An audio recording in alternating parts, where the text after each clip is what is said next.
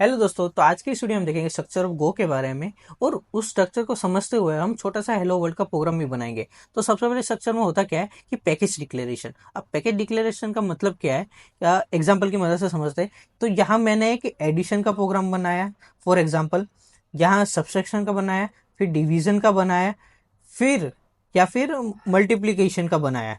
तो इस पूरा जो मैंने कोडिंग की है उसको एक छोट आइडेंटिफाई के लिए क्या नाम देना, कैलकुलेशन सा, मतलब फॉर एग्जांपल मैंने इसको कैलकुलेशन नाम दे दिया। तो इससे मुझे पता चल जाता है, आइडेंटिफाई हो जाता है कि ये पूरा जो पैकेज है किसके बारे में है। फॉर एग्जांपल ह्यूमंस को भी ले लो। जैसे ह्यूमंस को एक यूनिक नेम्स दिए गए, सबके लिए अलग अलग नाम होता है। उससे क्या होता है कि ये पर्टिकुलर पर्सन एक आइडेंटिफाई होता है। ओके, तो ये हो गया हमारा पैकेज। देन सेकंड है इंपोर्ट्स। अब इंपोर्ट्स बेसिकली करता क्या है कि किसी भी थर्ड पार्टी लाइब्रेरी या इनबिल्ड लाइब्रेरी का हम यूज कर सके, इसलिए हम इंपोर्ट स्टेटमेंट का यूज करते हैं। जैसे इस केस में हम लिखेंगे इंपोर्ट्स एफएमटी। अब जैसे हमें पता है कि गो लैंग्वेज सी से इंस्पायर्ड होकर बनी है, वैसे ही एफएमटी पैकेज क्या करता है कि अभी सी के अंदर जैसे स्कैन एफ और प्रिंट एफ का यूज करते थे हम, वैसे ही आईओ ऑपरेशंस के लिए वैसे ही गो में भी ये यूज करता है। बट गो की खास बात क्या है कि अगर हमने इंपोर्ट किया है तो उसको यूज करना जरूरी है। जैसे सी में हम इंपोर्ट करते थे या फिर हम यूज नहीं भी करते थे प्रिंट एफ स्कैन एफ, फिर भी वो चल जाता था। पर इसमें ऐसा नहीं है। इसमें हमने इंपोर्ट किया है या फिर डिक्लेयर किया है कोई भी वेरिएबल को, तो इसको यूज करना जरूरी है, वरना ये कंपाइलेशन एरर थ्रो कर देगा। देन थर्ड है डिक्लेरेशन। अब डिक्लेरेशन क्या होता है कि कोई भी फंक्शन, वेरिएबल या टाइप्स या कॉन्स्टेंट्स को हमने डिक्लेयर करना है। जैसे इस केस में एक मैसेज नाम का वेरिएबल है जो स्ट्रिंग डेटा टाइप का है। उसके अंदर हेलो वर्ल्ड की जो डेटा है उसको हमने असाइन किया है। तो थर्ड हो गया डिक्लेरेशन। देन फोर्थ होता है मेन फंक्शन।